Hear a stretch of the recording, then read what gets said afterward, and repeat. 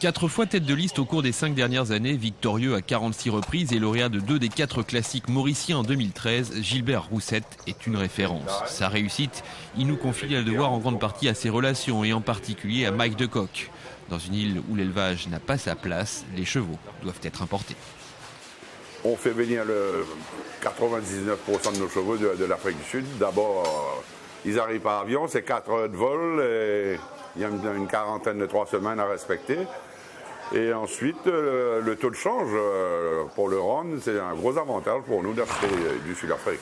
On achète des chevaux de seconde main. Alors ça, donc il y a toujours des petits boubous, mais qu'on maîtrise. Un cheval, logiquement, devrait faire 3 saisons et ensuite il va à la retraite. Et on a beaucoup d'écoles d'équitation maintenant à Maurice. C'est un cheval qui il est à sa 3e saison, qui s'appelle Intercontinental. Il a gagné 3 courses de suite, et y compris donc la plus grande course de le calendrier, notre petit arc de triomphe. Voilà. Le Maiden Cup. Je plaide beaucoup pour le social. Alors, après chaque journée de course, on est réunis ici. On prend 1, 2 ou 3 pots, dépendant des victoires. Et alors, ça nous permet de communiquer après une journée de course. Comme vous savez, je suis toujours sur une petite piste comme ça. Oui, le jockey a mal monté. Alors, ça me permet de faire un rapport à tous mes membres. Ils passent un bon week-end quand ils rentrent chez eux, parce qu'il y a des déceptions, bien sûr, de temps à autre. Et on communique beaucoup. Et donc, je reviens sur ce mot. Le social, pour moi, c'est fantastique, ce que nous vivons ici. L'écurie Roussette, c'est une aventure collective, des valeurs et des racines ancrées à Maurice, un paradis que Gilbert Roussette n'est pas prêt d'abandonner, malgré les contraintes qui pèsent sur l'avenir des courses mauriciennes. Non, j'aime trop mon île. C'est relax. Maintenant, je suis retraité, je fais ça à plein temps. Et bien sûr, il y a Sudèche qui est mon assistant officiel maintenant depuis quelques années et qui fait un gros boulot. J'ai connu une grande aventure, mais il faut réaliser que maintenant, il est temps de bouger l'endroit. Si on veut évoluer, que les courses évoluent. Malheureusement, ça coûte beaucoup de fric. Il y a des problèmes de permis. Il y a pas mal de... Le projet est là, tout est prêt. Et on attend le feu vert des autorités, etc. Pour financer la filière, pas de miracle. À Maurice comme ailleurs, c'est l'argent des parieurs qui y contribue.